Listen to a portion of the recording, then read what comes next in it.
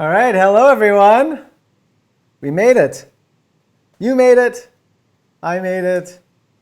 How's it going, guys? Good. How are you? All right, I wanted to hear. You were so silent there. I almost worried that our microphones were off. Thank you to both of you for joining us today. This is a very exciting occasion. I want to introduce you guys to the audience. On your left, you're going to see Mr. Donovan Davis from DJI. He's their DJI Pro Product Specialist and Chief Pilot. On your right, you're going to see Miss Yifei Zhao. Geez, Yifei, I hope I pronounced that last name correctly. Yifei is a great friend of ours and runs one of the top UAV flight schools in Canada and is always our go-to tester for drone stuff. Ton of experience from both of you guys. I just want to kick these things off.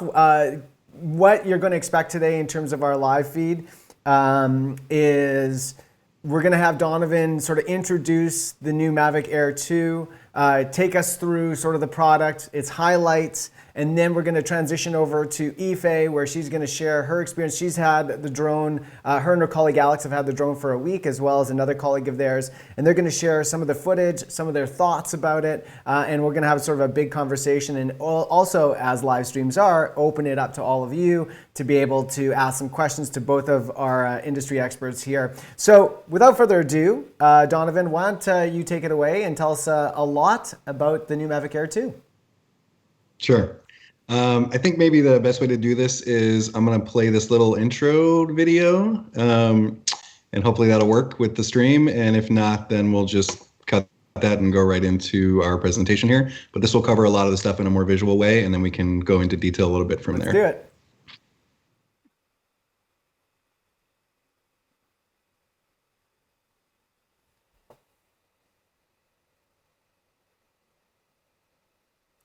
Yep.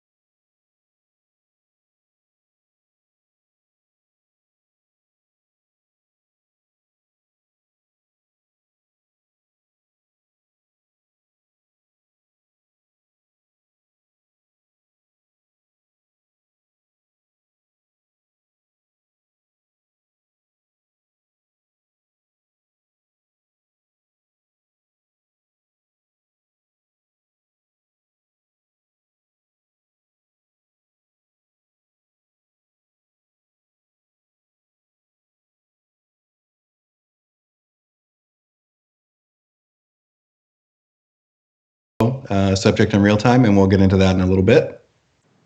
Motive adopted before the entire process began, not just an upgraded drone, completely new development and manufacturing process, thoughtful approach, and overall user experience. So what does that mean? It means that Mini is lighter, smaller, Air 2 is lighter, smaller, more dynamic, with longer flight times. Optimized user experience. Mavic Air 2 inherits the comprehensive quality of the entire Mavic series with completely revamped features.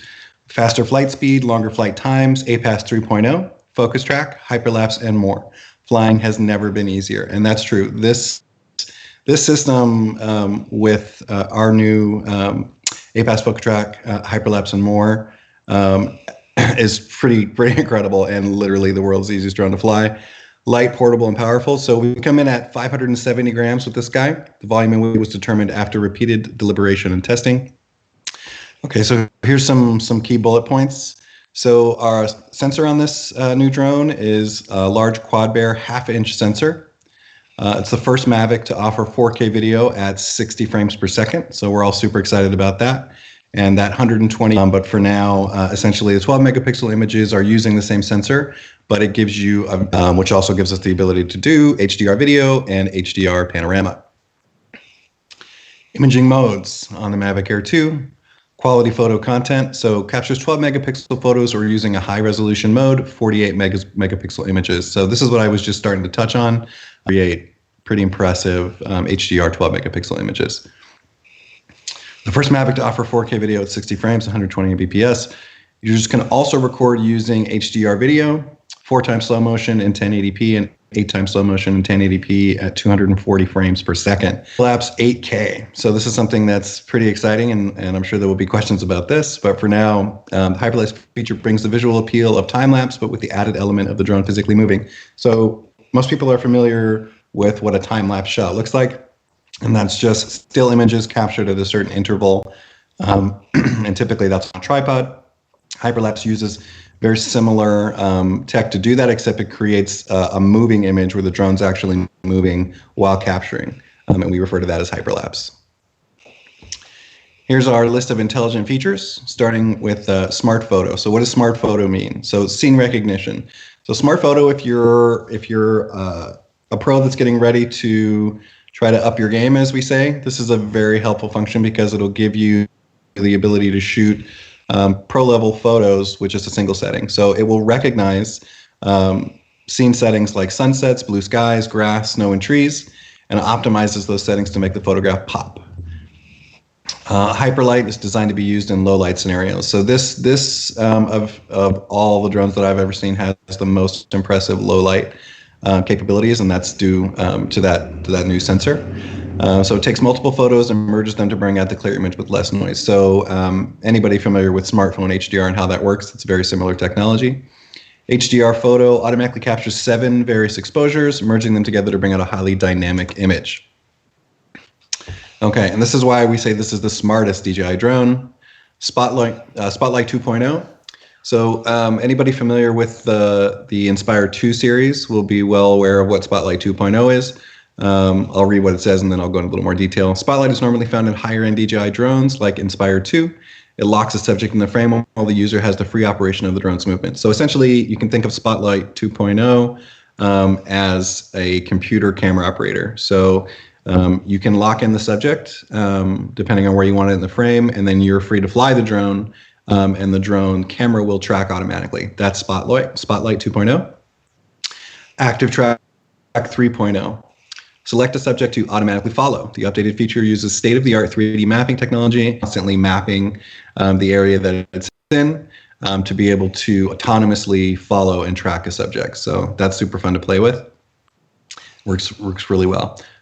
Point of Interest 3.0, or POI for all of you legacy users. So you're probably familiar with what this is. Set an automated flight path around a specific subject. The updated iteration improves surface recognition and the ability to dynamic people, vehicles, and more. So POI has existed in previous versions of drones, but this is the newest iteration, and the main difference is that it has the ability to dynamically track while circling the subject. So those 3 components make up what we refer to as focus track, not to be confused with quick shots, which are entirely automated functions. So pre-programmed flight maneuvers, which use 3-axis mechanical gimbal, but also electronic image stabilization for unmatched video quality. So what that is anybody that has the Mini will be familiar with it. It's the same sort of technology, quick shots. So you're essentially gonna get the drone in the air, you're gonna bring up the quick shots menu, and then it will give you a choice with little samples that show you exactly the type of shot that you're gonna be getting. And then you simply enable that. choose the shot that you want, and that's either rocket, circle, drone, helix, boomerang, and asteroid. And I will have some samples to show you guys after the presentation to show you what each one of those shots looks like. All right, so something that we're super excited about, 34 minutes of flight time. Combination of new motors, new ASC, battery tech, and an aerodynamic design provides a max flight time of 34 minutes. Yeah, so very excited about that. That is best in class flight time. And then you'll notice anybody that is familiar with the Mavic 2 series will see that the range has actually been improved by 2 kilometers. So now we are max range at 10 kilometers. And this is due to OcuSync 2.0's technology being updated. This drone also will stream to your controller and to your smart device at full HD, so 1080. Setting a new standard for drone safety. Okay, so what do we have for sensors in this guy? Obstacle sensors in the front and rear warn pilots when they're too close to an object and can also be set to stop the drone from moving any closer to avoid collision. Okay, so you have modes that you can select essentially where the drone will stop if it senses an obstacle, or the drone will do its best to find its way around the obstacle. Like the Mavic 2 series, there is an auxiliary light on the bottom of the drone. Additional sensors and auxiliary lights on the bottom of the Mavic Air 2 assist with several functions, including smooth automatic landing, even in difficult lighting. So you can have that on all the time. You can turn it off if you don't want it, or you can have it on an auto setting, where when the drone's coming in, that downward-facing sensor will detect if there's an obstacle in the way where you're trying to land, or if the ground is smooth and safe for landing. AirSense technology provides enhanced safety by warning drone operators of other aircraft nearby. So what this is a new tech, or at least a new tech for drones, that will actually alert a drone operator if there are manned aircraft in the area or operations in the area, which is super handy. All right, and then there's our APAS 3.0, APAS Advanced Pilot Assistance System. The updated APAS 3.0 system helps drones automatically create a new path around, under, or over objects to avoid collision. So this is what I was talking about, where the drone is actually mapping a 3D space in real time and using our algorithms to determine a safe path around, through, over them. So this allows the pilot to focus on capturing footage and features smoother transitions and more fluid movements around objects, even in highly complex environments. This is our new DJI Fly app. So anybody with, again, a Mavic Mini is familiar with this app. It'll be the same app for both. So this is a much more streamlined version of our app than Go4. Go4 does have a lot of information, and this is just a more simplified, more streamlined version that's easier for newer pilots and people to understand. You can also edit content and share content through the DJI Fly app. All right, now here's just a quick comparison that a lot of people will be familiar with. So this is the Mavic series. So starting on the upper left-hand side there, we have the Mavic Air, then we have the Mavic 2 Pro and Zoom, Mavic Mini, and the Mavic Air 2 on the far right. So weight comparison, the original Mavic Air was 430 grams. Mavic 2 Pro and Zoom are 907 and 905 grams respectively. Mavic Mini was 249 grams. And our new Mavic Air 2, 570 grams. Size comparisons, I'm not going to read out the millimeters. Everybody, I think, can see that there. Video functionality. So 4K 30 frames at 100 Mbps was what the original Mavic Air was capable of. 4K 30 at 100 Mbps is what the 2 Pro and Zoom are capable of. Mavic Mini 2.7K 30 at 40 Mbps. And then the Mavic Air 2, 4K 60 at 120 Mbps. Camera sensor specs for Mavic Air original was a 1x2.3 CMOS 12 megapixel. For Mavic 2 Pro and Zoom, a 1-inch CMOS 20 megapixel on the Pro, and a 1x2.3 CMOS 12 megapixel. Mavic Mini has a 1x2.3 CMOS 12 megapixel, and the new Mavic Air 2 has that half megapixel and 48 megapixel. Flight time. So Mavic Air, 21 minutes. Mavic 2 Pro and Zoom, previously best in class, 31 minutes. Mavic Mini with 30 minutes, and now the Mavic Air 2 with a very exciting 34 minutes of flight time. And then the question, of course, a lot of people are going to be wondering is, what does it cost? So the original Mavic Air is $799, Mavic 2 Pro and Zoom $1599 and $1349 respectively. Mavic Mini 3 Air 2 comes in at $799. We do also offer a Fly More combo, and I'll have more detail about that at the end of the presentation. Detail on the new ergonomic controller. So previous iterations of this controller had the smart device on the bottom. With the new ergo controller, we realized that having it on top was a better idea, especially for pilots that are keeping the drone in line of sight and also looking at that display as an assist. This makes it much easier to do that. And if you look on the far right there, you'll see that that's the new antenna design. So it actually slides out from the center, and that clamp that holds your smart device is also the antennas. So it's a very compact, very mobile design, and I actually have a version here that I can show you guys in a bit. Okay, so here's our two options. So the standard package is the Mavic Air 2, which comes with one battery, the remote controller, and all the cables and wires that you're going to need. And that is, like I said, it's $799. The Fly More combo, which gives you two extra batteries, a travel case, a charging hub, which is what's on the right side of your screen there. That allows you to charge 3 batteries at a time. Also comes with a set of ND filters, and that comes in at $988. All right, so I am going to end this part of the presentation here, and then we can go to Yifei and see if we have any questions. And then also, if anybody needs it, we can show sample videos of how each one of those functions work. Awesome. Thank you so much, Donovan, for that. It's a mouthful, you know. There's a lot that went into this drone over your previous iteration, so there's a lot to cover. We do have a couple questions before we move over to Yifei. Some questions from both our viewers and one from myself. Mm-hmm. I'm going to take the liberty to ask mine first, sure. Which is, when we look at this drone and we compare it to the Mavic 2 Pro and we compare it to the Mini, where are you seeing the market for this? Who is the user that's likely going to be most attracted to this one versus some of the other offerings in the Mavic lineup? Sure. So this drone, we feel, fits basically right in the middle. So for content creators, users, people that are looking to step up from, let's say, a Mavic Mini, which is, we consider that to be sort of an introduction drone. That's the easiest drone to fly. This drone is a step up where you're going to be able to really take advantage of that 48 megapixel sensor, to the 4K 60 video. But the price point and the balance of the way that this drone has been designed makes it more affordable for people that aren't quite ready to step up to Mavic 2 Pro, but they want that perfect balance in the middle. So this is the not too hot, not too cold porridge option. Great. We've got one question from the chat, which is the new Fly app. How basically they're asking, will it work with all the other drones? So what's your comment on that? Gotcha. So moving forward, from as far as I can tell, I asked the same question.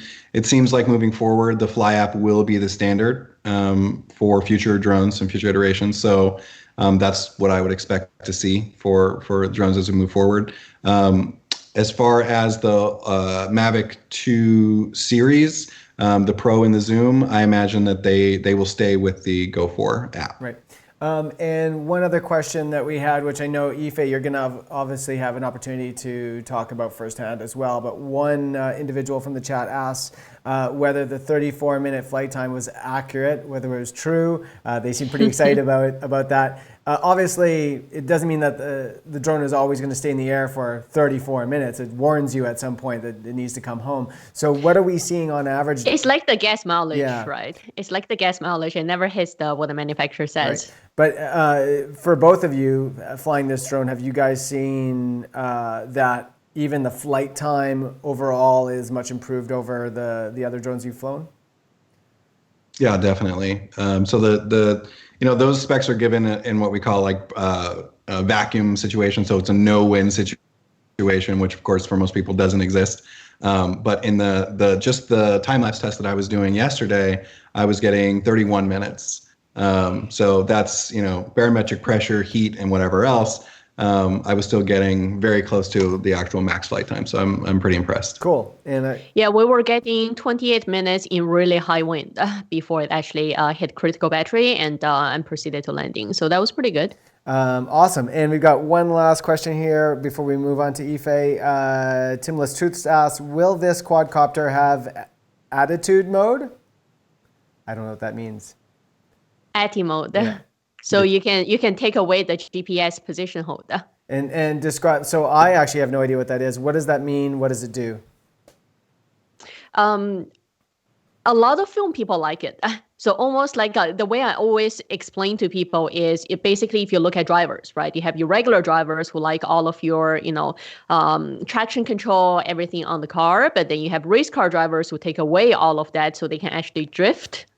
So that's how ATI mode basically works, is when you take away the GPS position hold. And the drone, if you don't have your hands on the joysticks, the drone will basically drift by wind, cool. right? And that's what gives you really smooth movement. So let's say if you do slider shots, especially if you do video movements, it gives you much smoother movement because the GPS position hold, you're always fighting with the drone. The drone is trying to hold position. That's its job, right? So when you move for video shots, it's fighting with it. So that's the preference. And Donovan, correct me if I'm wrong, but what we've seen is in earlier, like much earlier drone models, we started with even pre-Phantom 1 time, right? That's when flight controllers weren't as sophisticated. So you really want to have the ATI mode to get the smooth video shots. But really right now, especially with the DJI's consumer level drones, the flight controllers are actually really good now. So you don't see that much of a difference between GPS mode and the ATI mode in terms of control. So it really comes down to just user preference. There are still some pilots who just like that full control, but we see most pilots still like to have GPS mode. It's safer to fly as well. Awesome. Very cool. Donovan, go ahead. I was just going to add something about ATI mode. So it's definitely a consideration with every drone iteration, but as Yifei mentioned, flight controls have evolved so far, and we have to consider that we need to make the drone as safe and as easy to fly for the most amount of people as possible. Having said that, though, if you are a cinema pilot that wants that looser sort of attitude mode feeling, you can actually program that now into the flight controller so that it will be looser using Expo and your settings so that you can kind of give it that more flowy, looser sort of feeling. And you also now have selectable modes. So you can go from tripod mode to normal mode to sport mode, and that also gives you additional options as well. It sounds like to me almost like on the Ronin how you have the dampening basically, and so you're just playing with that level of dampening through your movements, which is super cool. Exactly, yes. And so that's one of the great things about the modern era of our drones is that you can dial in very similar settings to that, but still have the benefits of the sensors, the GPS, and the VPS, vision positioning system. So if any of those systems fail, the drone is actually looking at the ground to hold you stable, even if you're in a poor GPS reception area. Very cool, very cool. All right, Yifei, this is your time. This is, I've actually seen the footage. Some incredibly stellar footage. Some of it we showed in our teaser video yesterday. Really, really beautiful. And like the 60K, or 60p 4K is super incredible. And the super slow motion of the 120 really, 120 was a 240. It was super slow. I was like super. 240, yeah. It was 240. All very, very impressive. You've flown every DJI product. Take us through your thoughts about this one and your experience over the last week. Right. So just to give credit to Alex and Matthew from our test team as well. So there's basically the three of us. And since Matthew is kind of a DJI fanboy and Alex is always skeptical, so I'm kind of the middle. I'm the voice of reason. That's why I'm here instead of the other two. I'm not sure. Dale, did you actually have a Mavic Air before? Or did you fly Mavic Air before? Yes. Yes, the Mavic Air. Well, we flew it together. And then I had it for a week. No, not the Mavic Air. Sorry, I've only flown the Mavic. That was the Mini. I've only flown the Mavic 2 Pro. So that's where my level of experience is, just with that one. So a lot of people who had Mavic Air, actually Matthew had a Mavic Air the first generation before. So the first thing you notice when getting the drone is, I'm not sure, Dale, what's your kind of the framing? I'm not sure if you can see the Mavic Air 2 on the side. But basically, like the first impression a lot of people are saying is hardware-wise, it's a very different look.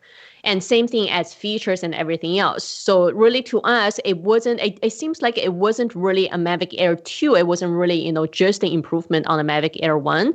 This is really more in line with the new Mavic series right now. So the look, it looks similar to the Mavic Mini and Mavic 2 Pro. And same thing performance-wise. So it shoots D-Cine-like, it shoots H.265, which when we shot the 4K 60p videos, you'll see that it was all shot in D-Cine-like with H.265. So definitely it gives you more room in post to really play with the videos. And then there's 1080p, which is 240p. So you can. And we primarily used the Mavic 2 Pro before the Mavic Air 2. So actually what we find is we oftentimes shoot in the 4K 30p. And then when we actually play it in post, we slow it down to 24. Because when you actually have aerial videos, slow-mo always looks nice. So at least with the Mavic Air 2, you have a lot more options because it's 60p. And if you play at 24, then you slow it down to 2.5 times, right? So as you can see, when Dale is actually playing some of the footage, you can see it does make the footage look a lot smoother, especially considering when we were testing last week, it was actually the 2 really high windy days. We were hitting 30, 34 on the test side. Sometimes it was gusting to 40 clicks an hour. And you can see the drone was actually vibrating, was actually moving position, but the actual footage, the video footage was actually really smooth. So those are definitely all good points from the camera specs. And anytime we're looking at the drone, the first main set of features we look at is basically your camera specifications. Now on this one, it shoots HDR for video and photo, which was unfortunately the unit we got had some technical issues, so we didn't get to do the full HDR test yet. Hopefully we'll release that in the next couple of weeks. But that's something we're really looking forward to for the HDR videos. And I'll mention a little bit in the next set of specs when we talk about workflow. Now, DJI Fly app from the camera perspective. So a lot of people are saying, especially someone who's a little more control freak like Alex, he was saying that you don't have the sharpness, you don't have the saturation and the contrast control on the DJI Fly app, which basically means it has limited functionalities, limited options from the camera perspective. And also the white balancing, you only have temperatures, you only have basically automatic, or you have the temperatures in Kelvin. You don't have the presets like we have on the Mavic 2 Pro, which has, let's say, cloudy days or sunny days.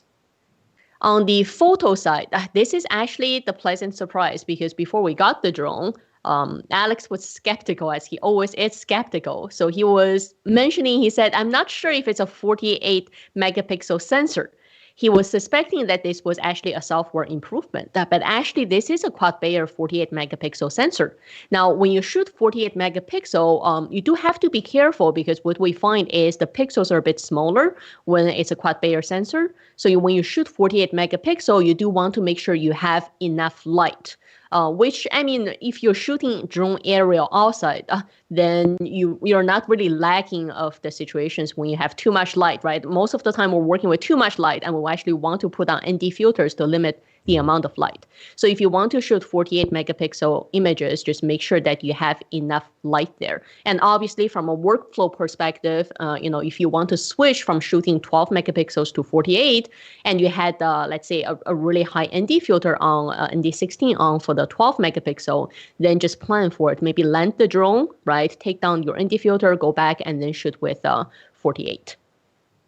The upside with the 48 megapixel is really if you shoot with 12 megapixel, that just means that each pixel is a lot bigger. So you do actually get a lot more room, a lot more lighting. You do get a lot more room to play with for the images. So anytime you're saying, there's the higher megapixel, but if you shoot the lower one, it almost means you have more flexibility with the images. And then on the last note on the camera side is the 8K hyperlapse, which, hyperlapse is one of my favorite. Again, unfortunately, the technical issue we had with the unit, this is the feature we haven't tested yet. So super interested in testing this in the next couple of weeks once we resolve the technical issues. Lovely. Keep going. Okay. Do we want to address any of the camera questions? Any questions on the camera side before we talk about hardware? I've got a couple written down here, but if you want to just keep going, I think we'll address that. I don't want to stop the flow of what you're doing here. Okay. Sounds good. So usually when we look at testing, I mean, a lot of times people think, oh, it's really cool testing, new equipment, testing drones, which it is. It's almost like exploring new territory every time, right? It's one thing you're taking what manufacturer is given as written on paper, and then when you receive the actual hardware, testing out all the features, finding out how it feels, finding out how it actually works from a workflow perspective. But from actually doing testing, a lot of times it's also, it's boring work, it's routine. You have to hit all the pointers and go through all the features. So usually what we look at is, as I mentioned, we have the first set, which is the camera features. And then the second set we look at is kind of the hardware. So get a hardware feel, the hardware performance. From controller side, so this is one thing I actually have a bit of challenge with the new controller.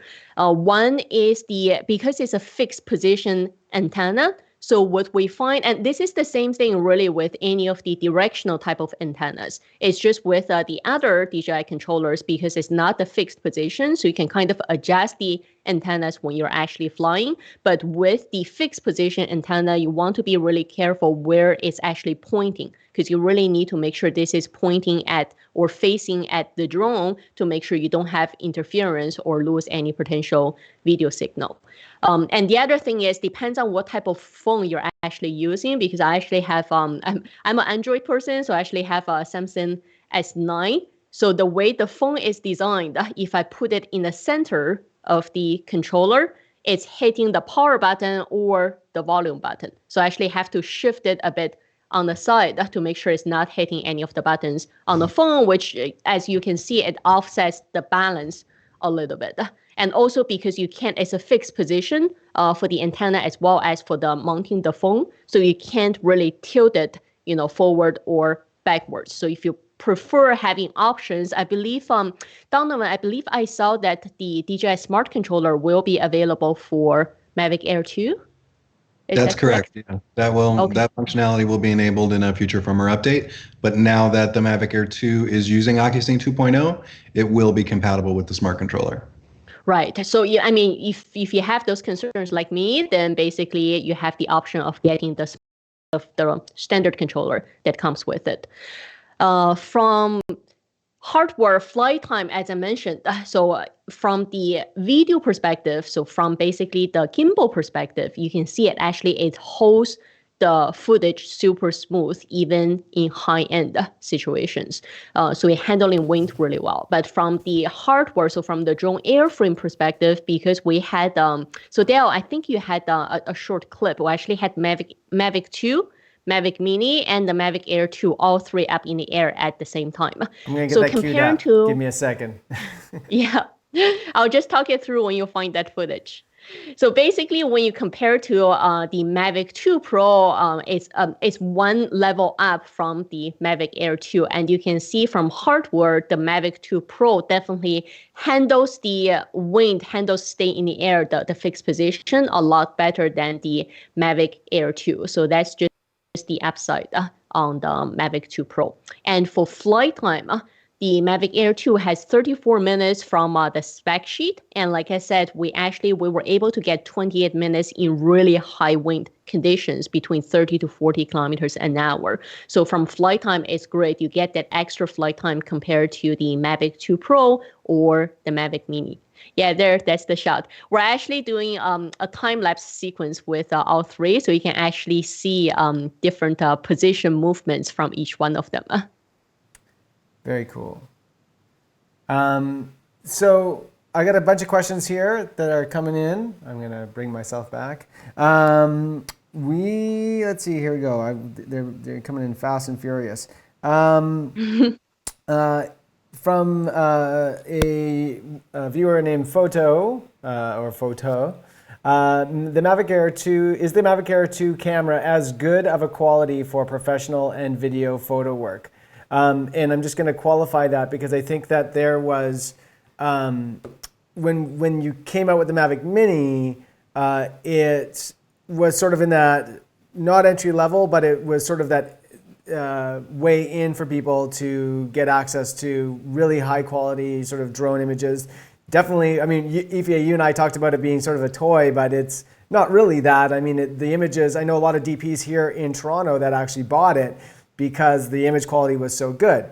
But, you know, it's also a good backup drone. Yeah. Like a lot of our pilots carry it as a backup. Right. So, but there is a difference between, say, what that camera can do and what the Mavic 2 Pro can do. And Donovan, I know you and I have talked about that a little bit as well. And so maybe some people are wondering, where does the video and photo quality sit between the two? We've got different sensors, we have different glass. I'm curious to hear from both of you, but first maybe Yifei, your thoughts on just the overall video and photo quality. Mavic Air 2 is definitely better than Mavic Mini. It's definitely a step up, especially with 4K 60, and you can shoot the Cine-like H.264, right? So you do have a lot more room to play with in post. So to me, it's definitely a step up from the Mavic Mini. And personal preference, you know, where does the Mavic Air 2 actually fit? Just from our team perspective, you know, from Alex and Matthew, what they would prefer to buy a Mavic 2. And then buy a Mavic Mini as backup or for different situations, because Mavic Mini is less restrictive in terms of the Canadian regulatory space, right? But for someone like me, because I actually don't want to do too much post work, let's say if I didn't have my team doing all the post work for me, I would much prefer the Mavic Air 2, especially with HDR, all of the features. So it just means, you know, workflow, because I'm always looking at workflow, not just everything that you can do with the camera. So it really improves the efficiency quite a bit, so I don't have to spend too much time on dealing with post. And the last note, you know, from a lot of our students and clients, what you find is not everyone flies or deals with drones on a daily basis like us, right? A lot of them is whether seasonal or this is an add-on that they mostly deal with shooting ground footage, or they have other things, they have other, you know, job functionalities or career directions, and this is just something in their pocket that they would like to have. Like a lot of people have DSLR camera, right? So to them is Mavic Mini, maybe it's a little too low in terms of, you know, the video quality. They like to go one step up, but they also don't use the drone enough to justify spending for Mavic 2 Pro. So we get a lot of questions from students and clients coming in to say, what's your advice? Should I go for Mavic Mini or should I go for Mavic 2 Pro? So I think those people who are debating between the two, now they basically have an option in the middle. And Donovan, I think you might be a great person to answer this question. And the question, you know, around image quality, which is, you know, this is something that we talk about within the cinematography community a lot, which is, you know, how much can you tell the difference between one camera and another? If you know what you're doing, you know how to light things, you know, I can shoot something on an Arri Alexa and something on a small little Sony camera, and you probably can't tell the difference if I know what I'm doing. And so I always feel like drone footage is somewhat the same in that, you know, it's what you're shooting that makes the images look so great. It's how you're flying it that makes it look so great.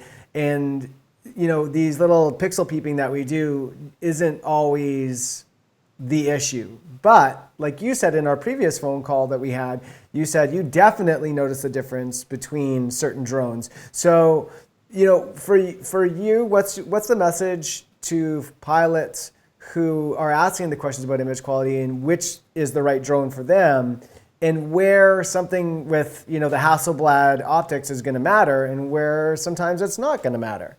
So what's your message there? Yeah, I think you know, as with photography in general, there's so many factors that determine image quality, and of course, you know, the sensor, the optics. Essentially, the Mavic 2 Pro is still the highest of the high end for the Mavic series, whereas the Mavic Mini, as Yifei pointed out, has for the price point and for the intro flyer, it's ideal. But I think that DJI's perspective is more about, we're trying to create tools and you can decide what tool you're going to use for the job, right? So if maximum image quality is the must-have for you, then you're still going to be in that Mavic 2 Pro realm, because you're getting a full 1-inch sensor, you're getting that Hasselblad glass. I mean, glass is so important when it comes to any camera system, so that does make a huge difference. But not everybody needs the absolute maximum quality possible, and that's really where Mavic Air 2 comes in, because we recognize that on the Mavic Mini side, it's really about people that are coming into drone and getting used to drone. And it's very, the reason why it's so small is so it can be as unintimidating as possible to really get people comfortable. But when you're ready to step up to that next level or up your game, as we're saying with Mavic Air 2, that's where that really comes in. So yes, you're in some ways you have improvements in that you can shoot 4K 60 with Mavic Air 2, which is that frame rate is very important to a lot of aerial cinematographers. But for others, that higher image quality and that Hasselblad glass is going to make a big difference for them too. So really, it just depends on what you're trying to do with your drone. And I always advise people when they ask me which drone do I want to get, my first question is, well, what kind of work do you do, or what type of images are you trying to capture? Because for some people, a Mavic Mini at $399 with a 2.7K is fantastic. It's more than they need. For others, not so much. They need to step up. So as Yifei pointed out, I mean, this does make post workflows much easier. And yes, as she said, at her testers, her pilots, they want to have a Mavic 2 Pro and a Mavic Mini as a backup. Yes, I mean, absolutely. A lot of people would love to have those two drones. But for people that can only afford to get one drone, or they want one drone that's more of a Swiss Army knife that kind of has the best of both worlds, that's where Mavic Air 2 really comes in. Guys, we're getting so many questions coming in as expected, so I'm going to try to get through them all. Before you actually go through viewer questions, can I ask a few questions to Donovan? Absolutely. Sure. So the first one I have is the ADS-B, and I just wanted to clarify because there were different messages coming in. One says ADS-B is only for US, one says ADS-B will be for North America. So is it for US only, or do we actually get to test that in Canada at some point? That's a good question, and I don't have the answer to that particular question. Of course, that's the question you're going to ask, is the one that I have an answer to. My guess is that it will work in Canada as well, because it's really dependent on the manned aircraft technology. So it seems like logically it would work, but I can't say for sure at this point. Right. So one of the key points we're considering this is because Transport Canada put out a notice of proposal for limited beyond visual line of sight flights.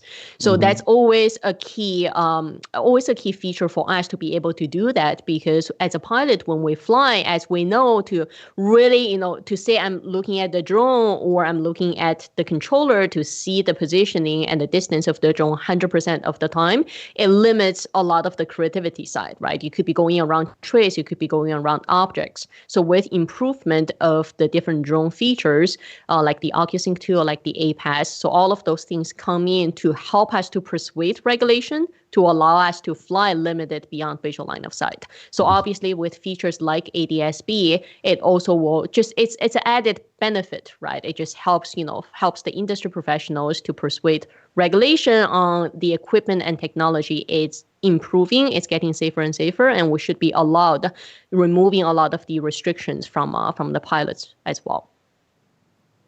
The other question, so sorry if I'm getting technical. So the APAS 3.0, the Mavic Air 2, we noticed it only has the forward, backward, and bottom sensors. So and I saw one of the tests from Ifanado. Actually, it was super interesting. He was actually in LA, and you could see he was using the APAS 3.0 going through trees on the street.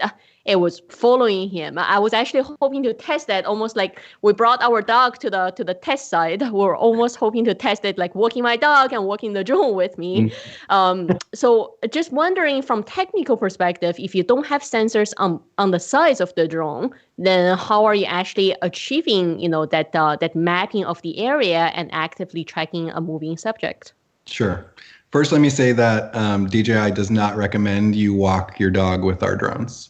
Get that out of the way right away. So the APAS tech and the sensors. So as you pointed out, we have bottom and we have front and we have rear sensors. And why don't we have fully omnidirectional sensors? And that's so that this drone fits into the right price point that we felt could be achievable for most people. But the field of view for the front, rear, and bottom sensors in the test that I did was very adequate in that there was never a time where the drone chose a path where it blinded itself, if that makes sense. So the algorithms have been perfected to the point where the drone is choosing its path of travel with a 3D real-time map, so that before it gets to an obstacle, it knows where that obstacle is. So without getting too technical on how the proprietary sensor technology works, the lack of the side sensors in my personal testing, where I did something similar to what iPhone did, where I had the drone just follow me around my neighborhood. Obviously, our movements are all limited now, but it was able to track me through underneath trees, around objects, and I was super impressed with how well that worked, even with the lack of the side sensors. Last technical question. DJI goggles. The goggles don't work with Mavic Air or Mavic Mini. That's it? No. So the last iteration of Mavic that you're talking about the old white goggles and then the RE racing goggles. Yeah, the right? racing ones. Yeah. So those are not compatible with Air 2. They may become compatible at a future time, but at this point, if that's something that you need, your option in the Mavic series would be the Pro or the Zoom. Great. And Donovan, there was one question from the chat that just hinted towards, with some of the updates that have gone into this product, will we see any of those updates trickle down into firmware updates for some of the current products? Yeah, so one of the great things about DJI being involved in so many different areas and so many different products is when we learn something from one side, in this example, being able to improve OcuSync 2.0 and add those additional 2 kilometers of range to the Mavic Air 2, that was primarily a software innovation that through frequency jumping, we were allowed to add that distance and better penetration from 2.4 to 5.8 spectrum. So that iteration of OcuSync 2.0 will then transfer to other Mavic series that also use OcuSync 2. So Mavic 2 and Pro will also see that increased range in the future. Excellent. And in terms of the, I was just saying noise or sound, I mean, certainly the Mini was incredible. Like once it goes, 20 feet above you, you can't hear it anymore. It's mind-blowing. But right. Even the Mavic Air 2, the Mavic Pro 2, I noticed as well, once it got up to a certain height, I could barely hear it. Have we made any changes in terms of what the user will experience in terms of audible sound? Yeah, with every iteration, we push forward to try to make the sound of the drone quieter. And we do this in very precise and specific ways where we're measuring decibels. But it's an interesting physics problem where the camber of the wing is actually what's generating most of the noise, right? So it's literally the prop cutting through the air that's creating that sound. It's not so much the motor noise, it's the sound of the prop. So how do you create optimal lift and also reduce sound? So that's definitely a problem for the DJI engineers that I don't even want to begin to understand. But my personal experience with this drone is I've been flying it around my house for the last month or so, and no neighbors have complained. So I do believe that this is definitely one of the quietest drones we've ever made. And I'm going to actually take a moment just because I know that we're getting close to the end of our time, and before other questions might come in, I want to give Yifei an opportunity to talk a little bit about drone training, because unlike the Mini, this is one that is above our weight restrictions, in which do require people to have their pilot's license, at least here in Canada. And I know there are similar regulations around the world. And so for those who are interested in jumping to this drone and don't have their pilot's license yet, Yifei, can you tell the audience a little bit what's involved in terms of time, what the curriculum is, and the costs associated with getting a license? Right. So pilot certification in Canada, I mean, people call it the drone pilot license, but really it's the pilot certification. It's almost like driver's license. That's how we put it. So you have 2 levels, basically. First level is a written theory test, which is open book, and that's directly online with Transport Canada. And then the second level is an in-person flight test, so almost like your driver road test. So if you complete the first written test, then you get a basic pilot certificate that restricts you from going into controlled airspace, but obviously you can fly in other environment or other locations. Then once you complete the in-person flight test, then you have your full, which is the advanced pilot certificate, and that opens up all the airspace for you. You just have to follow the air laws to coordinate if you're going to controlled airspace, which is an improved process right now. It takes about 5 minutes to do, so really isn't complicated. In terms of cost, so again, just like driver's license, when you go take the theory exam, do you have to take a course? You don't have to. But if you choose to, the prep course is called Ground School, which is about $200. And then the in-person flight test is conducted by training facilities like us. So we're authorized by Transport Canada to conduct the in-person flight test, which is called the flight review. So that's between $200 to $250, depending on what other courses you're taking with us. So you're looking at, if you just want to come in to do the in-person flight test and do the online exam by yourself, you're looking at, including government fees and all that, probably less than $300. And if you're looking at doing the online prep course and then doing the in-person flight test with us, you're looking at about a combined of $400. And for us, the one thing we always recommend to pilots is, please don't take training just because you want to get pilot certificate. I mean, obviously legal is always important, but we always recommend looking just beyond flying safe, right?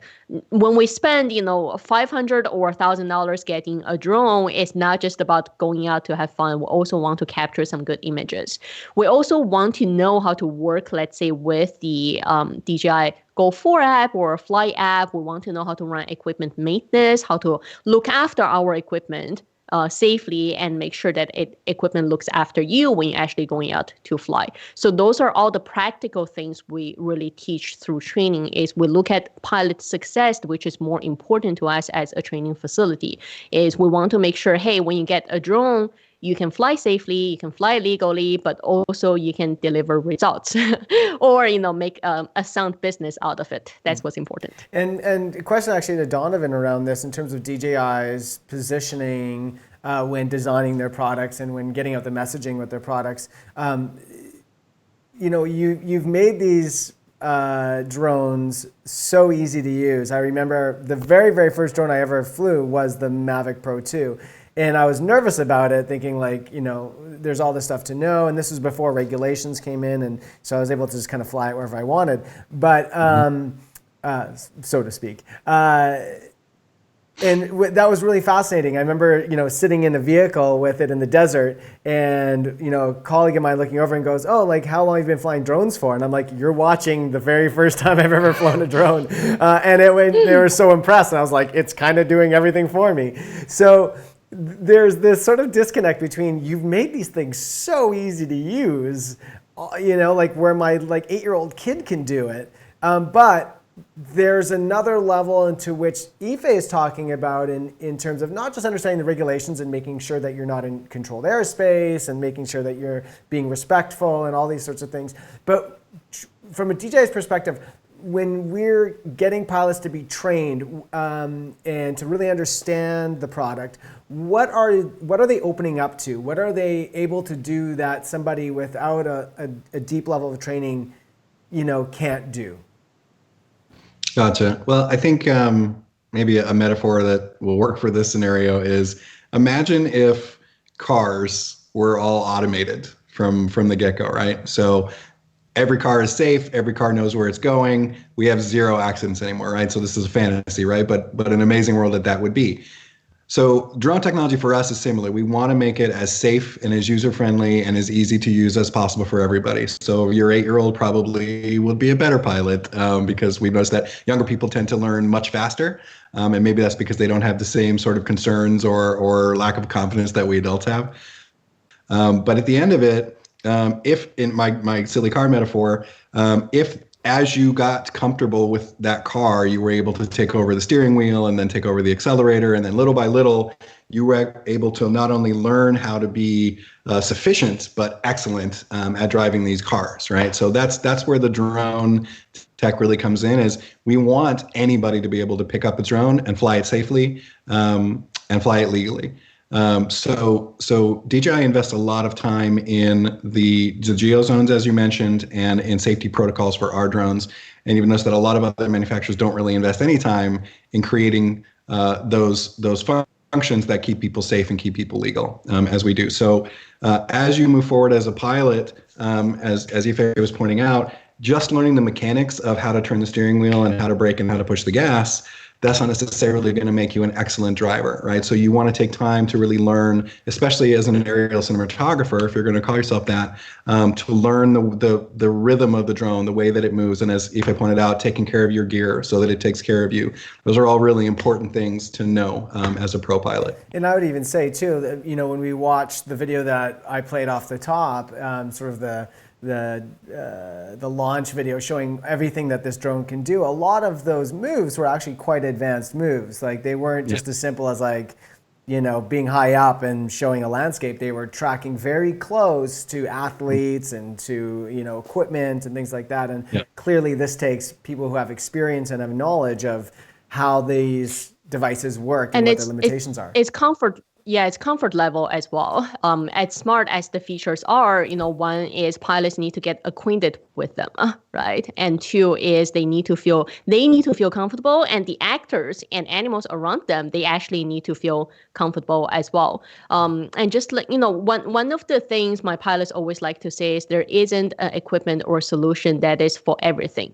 So part of the learning we always say is it improves your learning curve. It basically just speeds up your learning curve, right? A lot of the things right now, learning, everyone can learn through watching YouTube videos. Actually, I learned a lot of things from, you know, DJI's YouTube channel on the training side. But a lot of people say, look, I don't have the time to go research. That if I research YouTube, I end up having too much information, not sure which ones are actually, you know, for me. So that's when training comes in. It helps you to filter through the level of information, and it helps you to find what actually works for you. Awesome. Hey guys, I've got just a couple more questions that I did want to address from the audience here, and then we can wrap it up. One of the questions was around when we're looking at shooting in HDR and encoding that. Is the HDR, is that a hyperlog gamma, or is it encoding to log? All of these sorts of things. So what's happening, and maybe this is a question mostly for Donovan, what's happening in terms of what is being recorded, what are the codecs, what are the picture profiles, and how are we able to utilize those in post? So the question is specifically, how does HDR work? Well, the question was really asking about, does it record log, and they said HSL, which I'm assuming they meant HDR, because HSL is hue, saturation, and luminance. So if you want to just bring some clarity around how picture profiles and dynamic range works within this camera. Within the drone. So the sensor that's in Mavic Air 2, its capabilities are, you have a flat profile on Mavic Air 2, which is D-Cine-like. On the Mavic Pro, you actually have like a log profile, or log profiles that are available. I think that sort of answers the question. And then what about the codecs? Like we have H.265 now, and then H.264. What does the H.265 open up versus H.264 and things like that? So H.265 essentially is more detail, higher detail, and smaller file size. So it's really kind of the best of both worlds. And that again, this is the sensor that's really enabling this technology to work right. So H.265 in earlier like smartphone iterations didn't always quite work out well. But that's at 120 megabit H.265, you're just getting a much higher level of detail and not taking up as much storage space. And what I've noticed in cameras across the board is compression, and that's always when the scene is moving a lot and there's a lot happening in the scene, the processor has to work really, really hard to sort of compress the image and but when it's, when you're really, really high up and you're just kind of drifting and you're just doing these nice slow panning vistas, the compressor's not working as hard because the image from one frame to the next is not really changing that much. And so what I've noticed in sort of inexpensive models of cameras is that, there's a higher compression, you get more compression noise and things like that.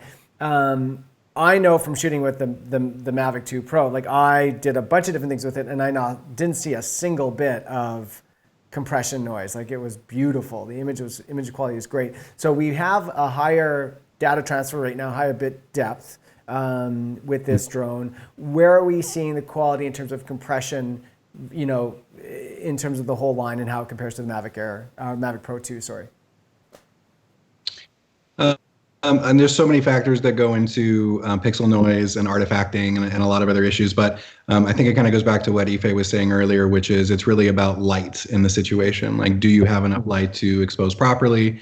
Are you really going to expose? But the great thing about Mavic Air 2 having the IMX586 sensor in it is that you do have the quad Bayer technology, which is allowing you to capture so much more color information, so much more depth information, that the low light performance on this drone is really, really impressive.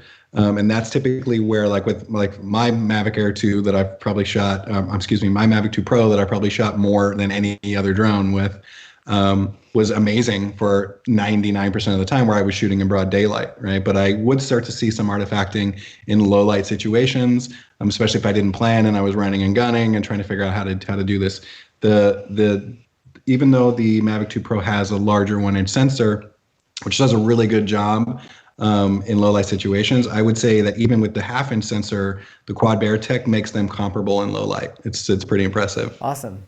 All right, guys, I'm going to give you each a chance to sort of wrap up, final message about what you want consumers and pilots and aspiring artists out there to know about this product. So Donovan, we'll start with you.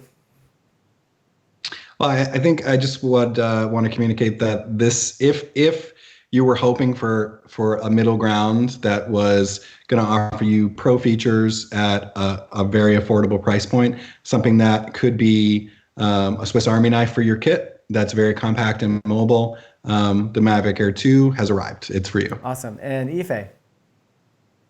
I think Donovan basically captured what the drone is for, so I'm not going to repeat on that. For those of you who are sort of familiar with our testing process, we usually have 3 stages of testing. So this is really our initial impression with the footage Dale has showed. And then we kind of spend at least a month's time with the drone to really go a little more in-depth, testing different features. And as we know, anytime a new drone comes out, there's always firmware updates in the following 6 to 8 months on the major improvements. So then the final stage is we kind of wait and continue to fly it for the next 6 to 8 months and then bring those major updates on kind of where the balance point of the drone and the overall software performance sit in. So stay posted on the next stages of testing on the Mavic Air 2. Awesome. Well, thank you both so much for taking the time. Donovan, you woke up early because you're in Los Angeles. We appreciate you doing so. And I'm sure it's a busy day for you. And Yifei as well, thank you so much for taking the time with it. We super appreciate it. And I know that it's always exciting for me to get the get the product in the hands of you guys over at AlteX, because you guys are the consummate pros and you'll have a much better impression over me doing it at least. So I super appreciate that. And guys, thank you so much both for joining us, and have a wonderful rest of your week. Thanks a lot. It was my pleasure. Bye-bye.